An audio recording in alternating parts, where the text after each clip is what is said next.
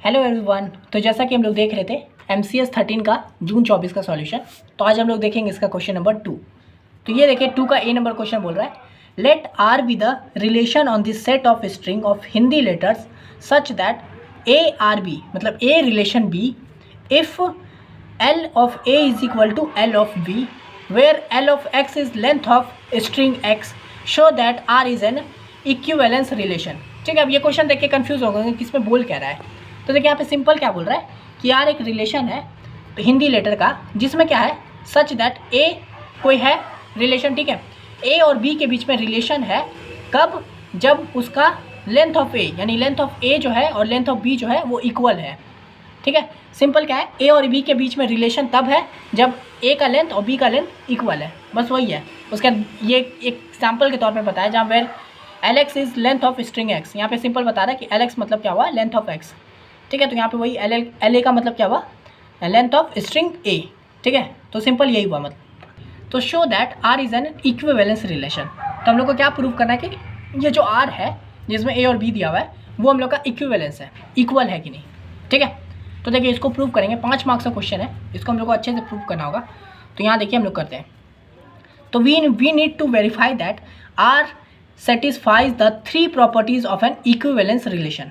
ठीक है, तो देखिए इक्विवेलेंस रिलेशन होने के लिए ना 3 जो है हम लोग को कंडीशन होता है, प्रॉपर्टीज़ होता है, उसको सेटिस्फाई करना होता है। उससे हम लोग को पता चलता है कि वो जो रिलेशन है वो इक्विवेलेंस है या नहीं। ठीक है, तो वो 3 रिलेशन मतलब हम लोग को क्या है कंडीशन, प्रॉपर्टीज़। पहला तो वो रिफ्लेक्सिव होना चाहिए, फिर क्या होना चाहिए, वो सिमेट्रिक होना चाहिए, और फिर ट्रांजिटिव होना चाहिए। ठीक है, अगर ये तीनों है तो उसका मतलब क्या हुआ, जो वो जो रिलेशन है वो इक्विवेलेंस है। ठीक है, तो यहाँ आप लोग का जो आर जो रिलेशन है उसको रिफ्लेक्सिव प्रूफ करेंगे। कैसे करेंगे? तो पहले हम लोग को चाहिए रिफ्लेक्सिबिलिटी। तो उसके लिए क्या, a relation R is a reflexive if every element is related to itself. ठीक है, अब देखिए कोई भी रिलेशन रिफ्लेक्सिव तब होता है जब उसका जितना भी एलिमेंट है ना वो अपने से ही रिलेटेड होना चाहिए। ठीक है, तो जैसे कि for any string a the length of A is equal to itself. ठीक है, अब इसका मतलब क्या हुआ ना, ऐसे समझिए कि 2 रिलेशन है हम लोग का ए बी सी, इसके अंदर ए बी सी और ये भी है ए बी सी, ये हम लोग का 2 रिलेशन है अलग अलग। ठीक है, तो इसमें क्या होना चाहिए ना, जितना भी रिलेशन है वो खुद से होना चाहिए, ए का ए के, बी का बी का, सी के साथ। तो इसी को कहते हैं रिफ्लेक्सिव।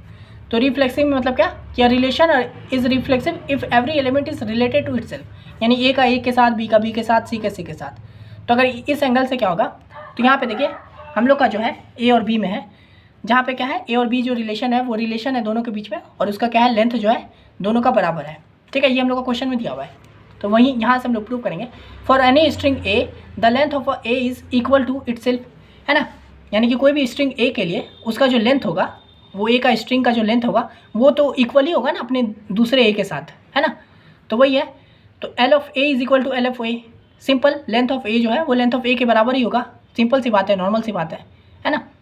तो thus A relation A holds for all string A, है ना। तो इस हिसाब से जितना भी है ए और ए के बीच में जो रिलेशन है वो होगा सभी स्ट्रिंग ए के लिए, है ना।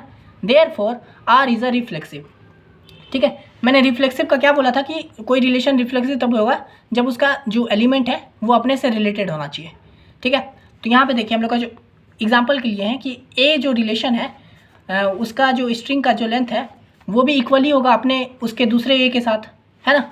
तो बस वही लिखें कि एल ऑफ ए जो है वो एल ऑफ ए जो है वो दोनों सेम होगा। तो जब दोनों लेंथ सेम होगा, है ना, यहाँ से देखिए जब दोनों लेंथ सेम होगा तो दोनों का जो रिलेशन होगा वो भी ट्रू होगा। जैसे यहाँ पे था ए और बी के बीच में रिलेशन कब ट्रू था, जब दोनों का लेंथ सेम था, एल ऑफ ए और एल ऑफ बी सेम था। तो उसी एंगल से जब एल ऑफ ए और एल ऑफ ए है, यानी कि दोनों का लेंथ जब ट्रू है, मतलब दोनों के बीच में रिलेशन भी बनेगा, है कि नहीं। जहाँ पे जब यहाँ पे ए और बी के बीच में रिलेशन बन सकता है तो यहाँ पे भी तो बनेगा ना, जब दोनों का लेंथ सेम है तो दोनों के बीच में रिलेशन बना, है ना। इसलिए हम लोग का क्या हो गया, आर जो है रिफ्लेक्सिव है, यानी कि हम लोगों ने दोनों के बीच में ए और ए के बीच में रिलेशन बना दिया और इससे प्रूव कर दिया जो आर जो है हम लोग का वो रिफ्लेक्सिव है, क्योंकि हम लोग का ए के साथ ए का रिलेशन बन रहा है। और रिफ्लेक्सिव का यही नीड है कि जो एलिमेंट है उसका खुद के साथ रिलेशन होना चाहिए। ठीक है, तो रिफ्लेक्सिव मैंने प्रूव कर दिया कि हाँ भाई ये तो ए रिफ्लेक्सिव है। अब देखिए सिमेट्री है या नहीं, तो देखिए a relation R is symmetric if whenever a relation b it follows that b relation a. Symmetric का मतलब है अगर ए के बीच, ए और बी के बीच में रिलेशन है तो बी और ए के बीच में भी रिलेशन होगा, उसी को बोलते हैं सिमेट्रिक। ठीक है। तो अब यहाँ पे देखिए हम लोग अज्यूम करेंगे, assume A relation b which means L of a is equal to L of B.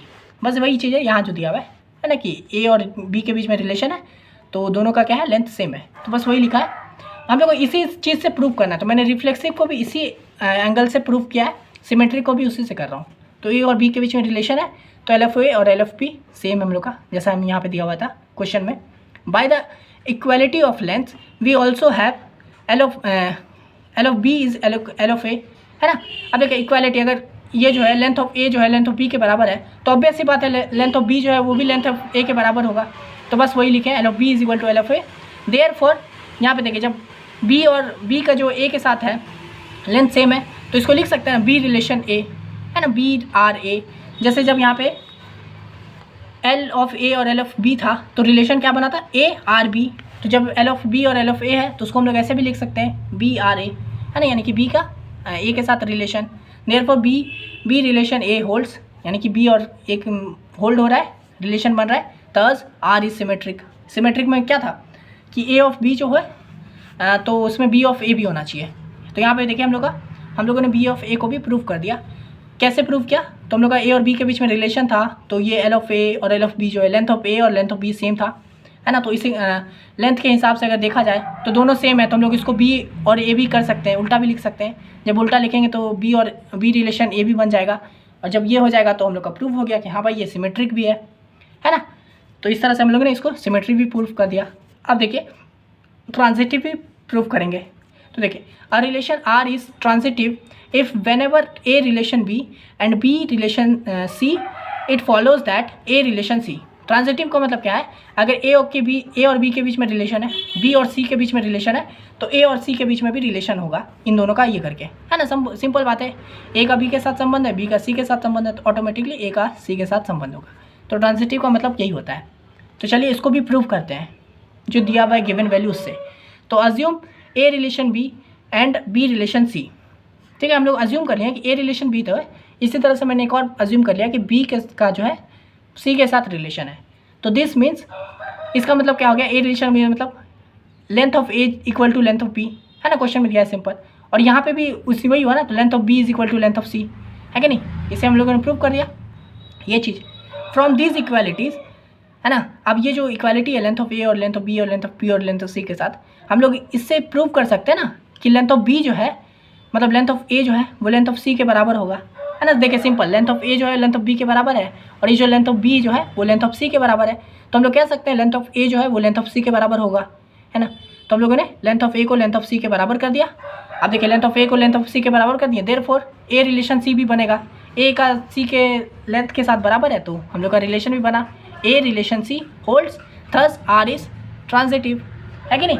देख रहे इस तरह से हम लोगों ने प्रूव किया। कैसे, सभी का हम लोगों ने जो क्वेश्चन में दिया हुआ था कि भाई दोनों का लेंथ जो है वो सेम है, तो मैंने उसी लेंथ को पकड़ के सबको सॉल्व कर दिया। मैंने उसको रिफ्लेक्सिव भी बनाया, सिमेट्रिक भी बनाया और ट्रांजिटिव भी बनाया। अब देखिए अभी ये तीनों प्रॉपर्टीज़ हम लोग को फॉलो कर रहा है, तो लास्ट में ज़रूर लिख दीजिएगा। मेरे पास यहाँ पे पेज, मतलब यहाँ पे जगह नहीं था, तो लिख दीजिएगा, thus it follows 3 properties, therefore this relation is an equivalent relation. Last में ज़रूर लिख दीजिएगा उसको, ठीक है। 5 मार्क्स का क्वेश्चन था, तो हम लोगों ने इसको पूरा अच्छे से प्रूव कर दिया, ठीक है। अब देखिए 2 का बी नंबर क्वेश्चन। तो right contrapositive, converse and the inverse of the implication the home team does not win whenever it is raining।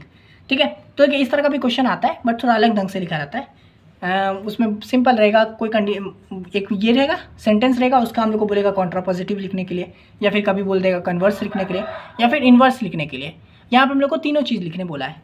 किसका, तो ये हम लोग को दिया हुआ है sentence, the home team does not win whenever it is raining, यानी कि होम टीम जो है, मतलब घरेलू टीम जो है वो कभी नहीं जीतती है जब बारिश होती है।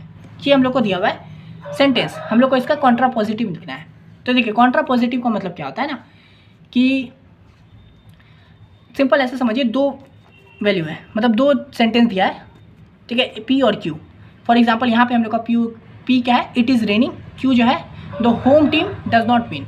तो कॉन्ट्रापोजिटिव का मतलब क्या होता है ना, दोनों को उल्टा कर दो, यानी कि दोनों अगर ट्रू है, दोनों अगर पॉजिटिव है तो दोनों को नेगेटिव करो और फिर उसको चेंज कर दो। तो ओरिजिनल क्या हो गया, P इम्प्लाइज Q, है ना। तो यहाँ पे क्या हो गया, P इम्प्लाइज Q मतलब कि जो the home team does not win when it is raining, है ना, ये हो गया। तो कॉन्ट्रा पॉजिटिव क्या हो जाता है, तो कॉन्ट्रा पॉजिटिव सिंपल इतना होता है, ये इसी आपको याद रखना है। ओरिजिनल ये हुआ तो कॉन्ट्रा पॉजिटिव मतलब क्या, पी और क्यू को पहले तो नेगेटिव कर दो, तो पी को भी नेगेटिव कर दिया, इसको भी नेगेटिव कर दिया, नॉट लगा के, नॉट का साइन लगा के, ट्रू था तो फॉल्स कर दिया, और फिर दोनों को चेंज कर दो, क्यू को सामने ले आओ, पी को इधर लेके चलो, तो ये होता है कॉन्ट्रा पॉजिटिव। तो यहाँ पे देखिए हम लोग का क्या हो जाएगा, नॉट क्यू, तो the home team does not win, तो इसका नॉट लगने के बाद क्या हो जाएगा, जैसे ये the home team does not win है सिंपल क्यू में, तो नॉट क्यू लगने के बाद क्या हो जाएगा, होम टीम जीतेगा, है ना, तो वही लिखे if the home team wins then it is not raining, और पी क्या था, नॉर्मल होगा, इट इज़ रेनिंग, तो नॉट पी क्या हो जाएगा, it is not raining, opposite उल्टा, यहाँ पे होम टीम नहीं जीत रहा था तो होम टीम जीतेगा, the home team wins then it is not raining, ठीक है, तो कॉन्ट्रापोजिटिव में उल्टा कर दिए, the home team does not win whenever it is raining, तो कॉन्ट्रापोजिटिव क्या हो गया, if the home team wins, अगर होम टीम जीतती है तो बारिश नहीं होगी, समझे, तो इस तरह से हम लोग का कॉन्ट्रापोजिटिव बन गया। अब देखिए कन्वर्स में भी यही होगा, पी और क्यू वही सेम रहेगा, इट इज़ रेनिंग और the home team does not win, ठीक है, तो कन्वर्स में क्या होता है, ओरिजिनल क्या रहता है, पी इम्प्लाइज क्यू, तो कन्वर्स क्या हो जाता है, क्यू इम्प्लाइज पी, बस उल्टा, और कॉन्ट्रापोजिटिव में था दोनों को उल्टा तो कर रहे हैं पर दोनों में नॉट भी लगा रहे हैं, लेकिन इसमें सिंपल पी का क्यू था तो क्यू से पी कर दिया, तो बस सिंपल हम लोग का क्या हो जाएगा, क्यू से पी, तो इफ़ द होम टीम, तो वही लिखे if the home team does not win then it is raining, then it is raining, समझे, the home team, if the home team does not win then it is raining, ठीक है, यहाँ पे देख the home team does not win whenever it is raining, तो converse क्या हो गया, if the home team does not win then it is raining, simple converse. अब देखिए इन्वर्स भी लिखने बोला था, तो इन्वर्स में क्या होता है, पी इम्प्लाइज क्यू रहेगा, तो इन्वर्स में क्या हो जाएगा, दोनों सेम ही जगह रहेगा, पी और क्यू दिएगा, बस हम लोग को उसका नेगेशन लगा देंगे, नॉट लगा देंगे, तो not P implies not Q, ठीक है, तो ये होता है हम लोग का इन्वर्स, तो नॉट पी, तो इफ़ इट इज़ रेनिंग है तो नॉट लगने के बाद क्या होगा, इट इज़ नॉट रेनिंग हो जाएगा ना, तो देखिए if it is not raining then not Q का मतलब क्या है, क्यू क्या है, the home team does not win, तो क्यू से क्या हो जाएगा, नॉट क्यू मतलब क्या, जीतेगी, then the home team wins, ठीक है, तो इस तरह से हम लोगों ने देखिए कॉन्ट्रापोजिटिव, कन्वर्स और इन्वर्स लिख दिया है। ये सब सिंपल क्या है ना, डिस्क्रीट का रूल्स है, ठीक है, तो ये आप सिंपल याद कर सकते हो इसको, कैसे ऐसे चेंज होता है, कॉन्ट्रापोजिटिव में ऐसे होता है, इस तरह से यहाँ पे वैल्यू कोई भी दे आप उसको आराम से लिख सकते हो। तो ये हो गया हम लोग का क्वेश्चन नंबर 2 का बी। अब चलिए देखते हैं 2 का सी। तो ये देखिए क्वेश्चन बोल रहा है make Pascal's triangle up to n is equal to 6, ये 2 मार्क्स का क्वेश्चन है और पास्कल ट्राइंगल बनाने बोल रहा है, काफ़ी सिंपल होता है, ठीक है।